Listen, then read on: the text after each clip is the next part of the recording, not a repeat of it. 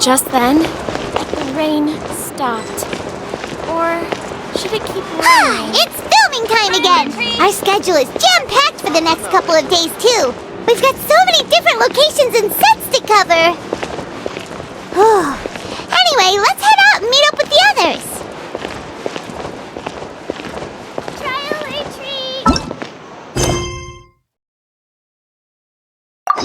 retreat! Enjoy the Fontinalia Festival!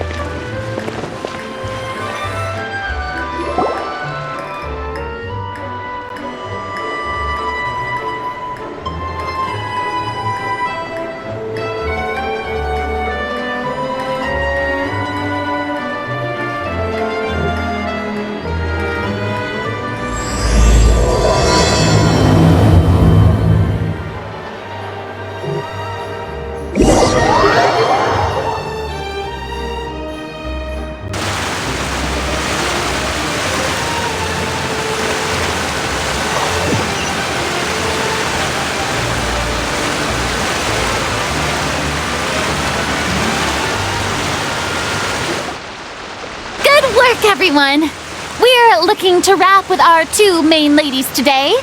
I can already smell our success. What do you mean, looking to wrap?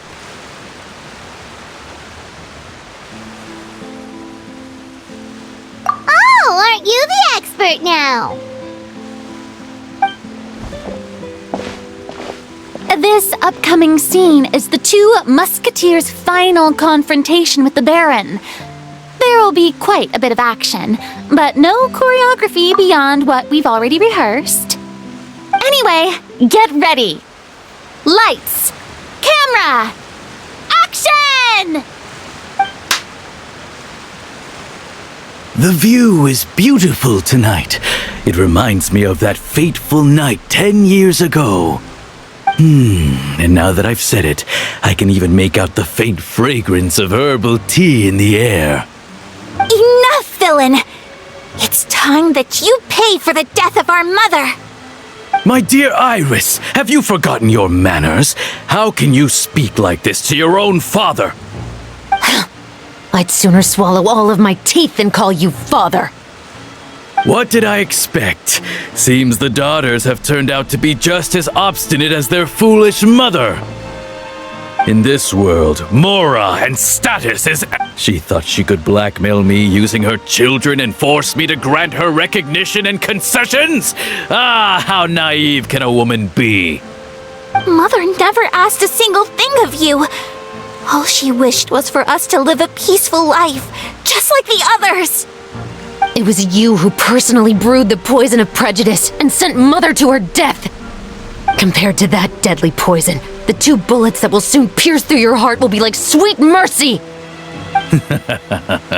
And that's exactly why I said you're just as naive as her. Did you really think 2 muskets would be enough to defeat me? So let's see. What is stronger? Mora and power, or the 2 muskets in your hands? Get them! Tulip! There are too many of them! It'll be okay. We'll cover each other, Iris. And Mother will be watching over us, too.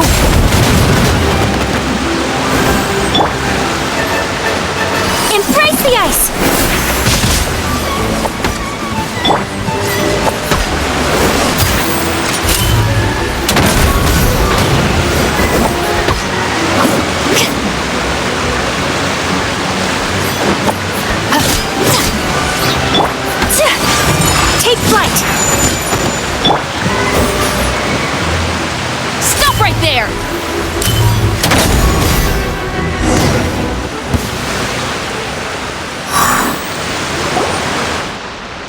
You've lost. To think I'd lose to my own 2 kids. We are no children of yours, and we'll never call that place our home. Then tell me, what did you do all that? You lost your mother, and will soon kill your father as well. What will you gain in the end, other than sentences for your crimes? We will gain our long-awaited justice.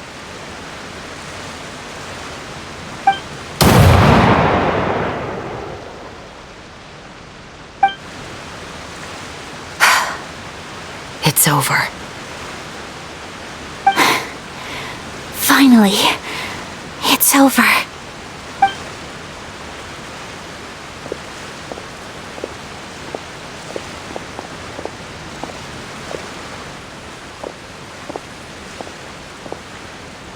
So, where will you go now, Tulip? I'm not too sure, Iris. Maybe somewhere with lots of flowers? After all, Mother always did love going where the blossoms were. What about you? I want to go visit Mother's grave. Yeah, that's not a bad idea. Huh? Tulip, look! What is it? It's Mother's favorite, the rainbow rose. Look, it's blooming again.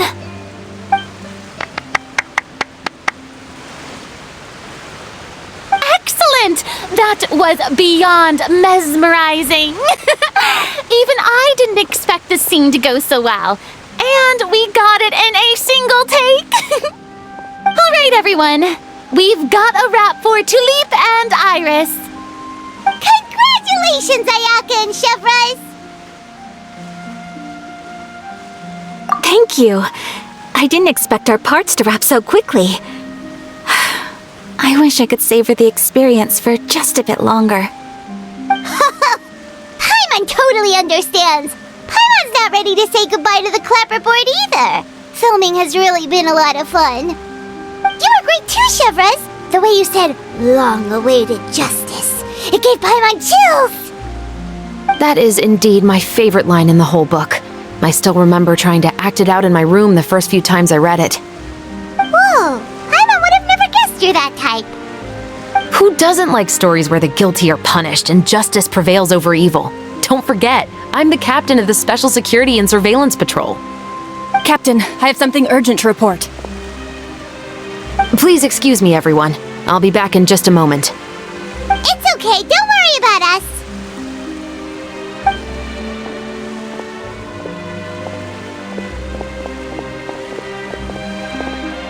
Oh? Was she whisked away by work already? I was just about to tell her how great she did. It seemed like some urgent official business. Then perhaps we should thank the stars that we were able to wrap both of your parts so quickly today. Switching around the filming schedule would have been a real pain. Anyway, I actually came over to let everyone know that we're all done for today. You can go home and get some rest. And one last thing, Miss Ayaka. Your acting skills today were immaculate as always. Are you sure you won't consider taking up full-time acting? See, I just happen to know this great troupe that's still looking for a lead actress. Thank you for your kind words, Director Farina. Unfortunately, there are still many matters that I have to take care of back home at the Yashiro Commission. I cannot remain in Fontaine to pursue an acting career. Nevertheless, I will make sure to treasure this incredible opportunity in my heart. Oh, that's a shame. But I understand.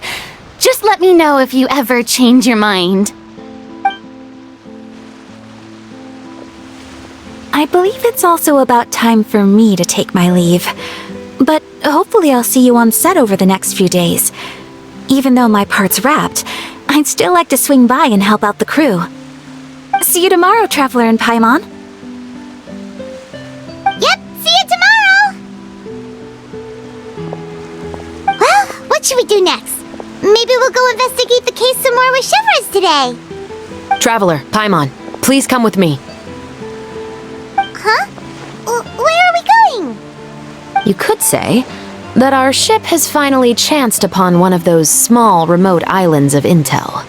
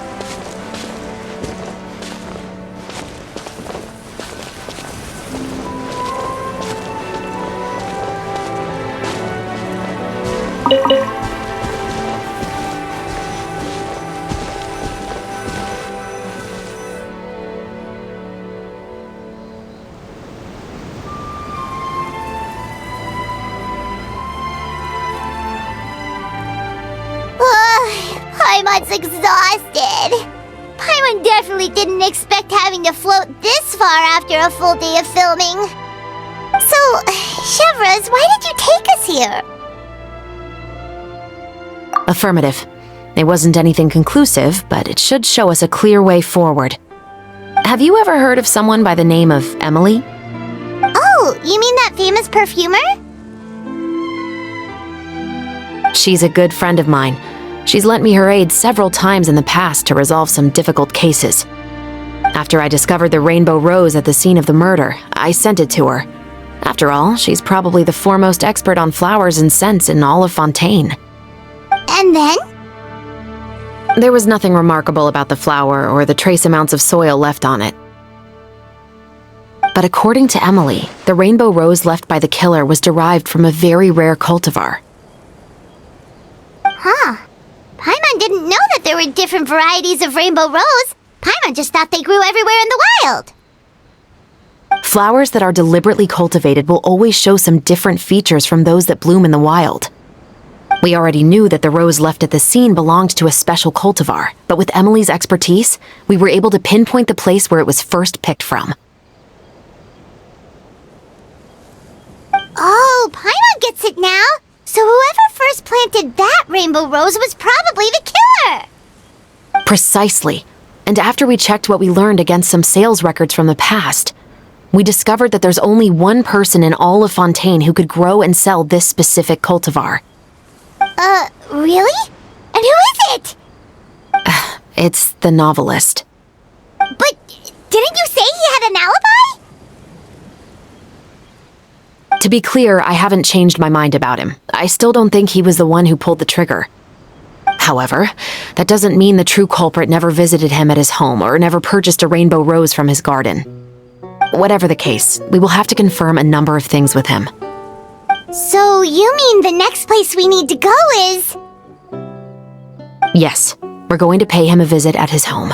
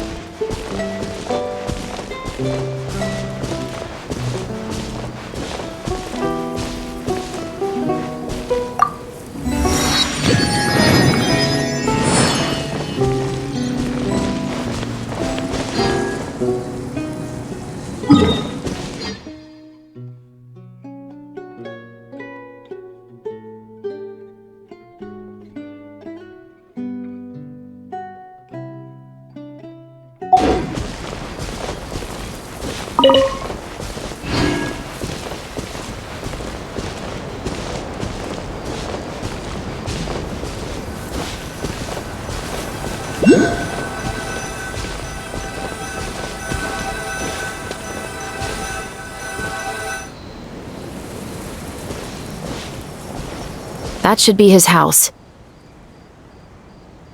There are so many Gardamex stationed around the place. That's pretty unusual, right? According to what he told me last time we spoke, he hired them so he won't be harassed or disturbed. So there are a lot of flowers in his garden, but Paimon doesn't think we'll be able to pick one without alerting the Gardamex. Right, which is exactly why I think there has to be a special connection between him and the killer. So, should we knock? Just wait here for now. I'd like to take care of a number of those Gardamex first. But they're so far away. How are you planning to do that? Don't forget, Paimon, I'm actually the real-life captain of the Musketeers.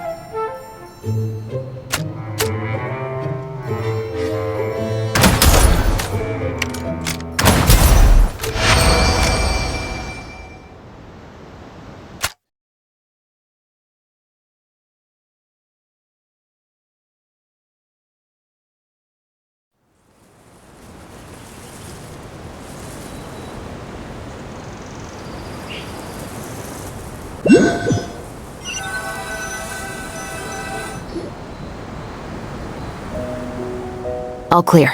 Let's go. Wait! Paimon's a little nervous now that we know he could be the killer. Can we go over our plan of action again? I'll go knock on the door and make sure it's safe inside. Once we're sure that we're in the clear, I'll ask him to come with us for a quick round of questioning at the guard's headquarters. But can't we just arrest him? We still have no evidence that he's the killer, or that he lent the killer any direct aid. Still, it would be appreciated if you could pick a rainbow rose from his garden for me while I'm talking to him. It'll help the Marachose Phantom confirm Emily's theory. Sure, no problem. Just be careful, Chevres.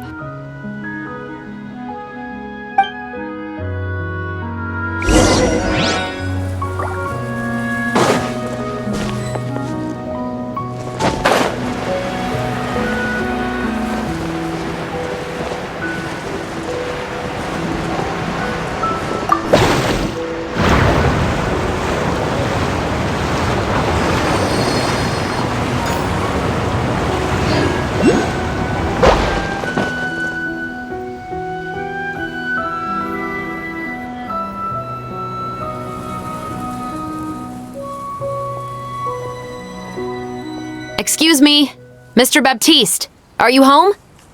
Who could it be at this hour? Oh, it's you, Officer Chevres. Would you mind accompanying me to the guard's headquarters, Mr. Baptiste? We would like to ask you some questions about a case. Oh, is it still regarding the murder case from before? I cannot confirm or deny that at this time. So it is then. Listen, I need you to come with me, Mr. Baptiste.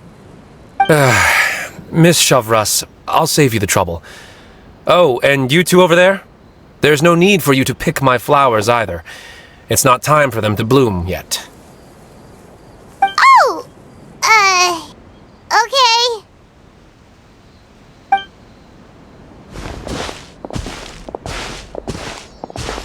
By saving me the trouble, you mean... I will confess. I was the killer. Huh? He just admitted he's guilty! Please relax, everyone. I'm not armed. The musket you're looking for has been buried in my backyard. Then it's my responsibility to inform you, Mr. Baptiste, that everything you say right now will be used as evidence for the inevitable trial. Yes, I am perfectly aware of that. I must say, I hate this feeling. Oh? Is it because I confessed? Or because you've been proven wrong? Both, I suppose.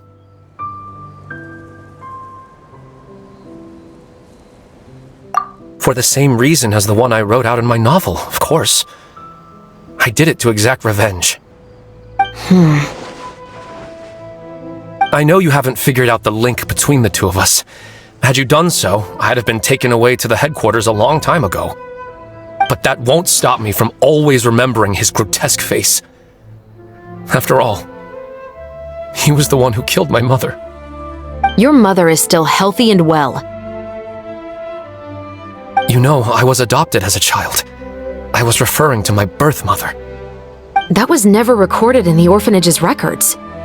Please forgive a 6-year-old child for concocting some lies to protect himself after watching his mother die right in front of him.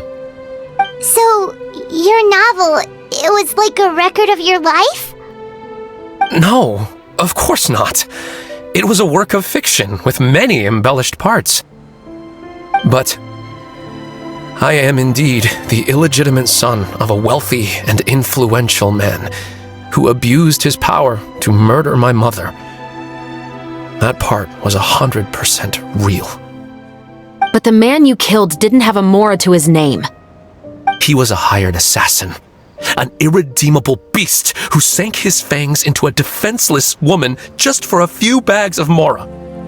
But if that's really the truth, you wouldn't be telling us any of this now. You still haven't managed to take revenge against your father, the true mastermind behind it all. I never thought I'd hear that kind of thing from the captain of the Special Security and Surveillance Patrol. I'm simply skeptical about your motives. It's simple, really. I've grown tired of everything and don't want to shoulder this burden anymore. You may have considered me too soft to pull the trigger. Well, as it turns out, you are exactly right. I've become overwhelmed by the aftermath of the murder. So you're going to call a stop to your revenge, just like that? The true mastermind is too rich and too powerful for me. I've accepted that I will never be able to avenge my mother alone. And so what? The characters in your book never gave up. Now, Officer Chavras, I'm the one who has killed a man, aren't I? Are you trying to convince me to commit another crime? What's your father's name? How do you plan to prove the veracity of all of your claims? Well, I'd like to speak with you privately. Sure. Why don't we speak privately at the guard's headquarters? No, it has to be here. I must ensure that we won't be overheard. Fine. Let's talk here. When I said won't be overheard, I meant by anyone. I would like to speak with you and you alone.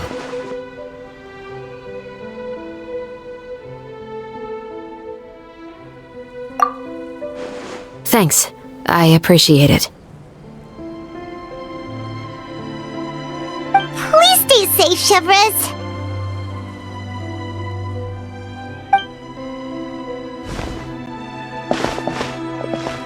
All right. Let's hear it. Will you really believe what I'm about to say? Well, that depends on what you're going to tell me. Fair enough. Fair enough. Then listen closely.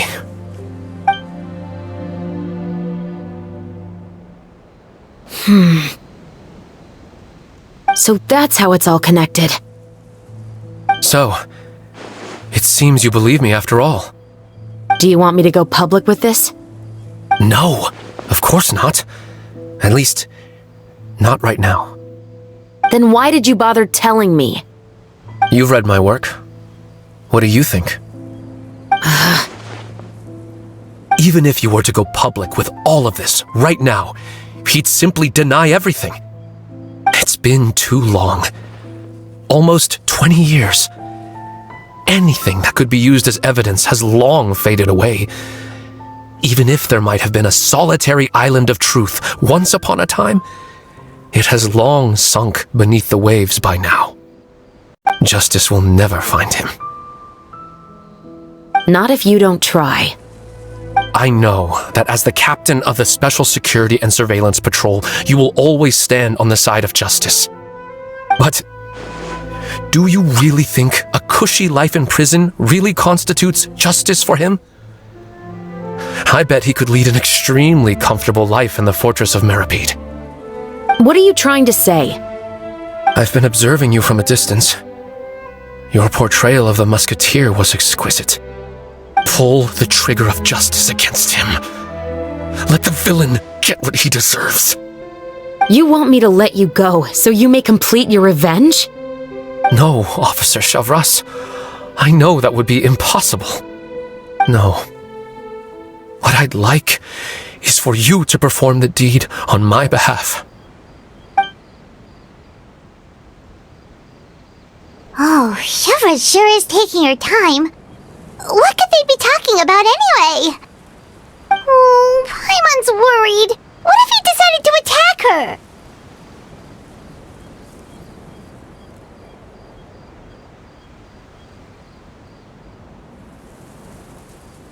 Oh, you do have a point. Still, do you have any idea who the rich person might be? And why the novelist doesn't want us to hear what he's saying to Chevras?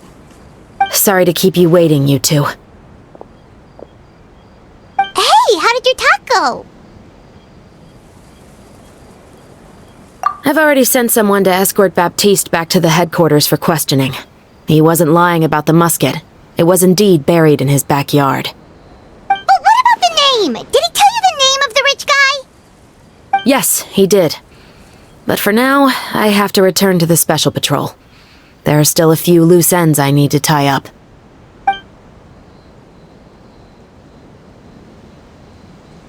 I'll probably be quite busy over the next few days, so apologies if you don't see me on set.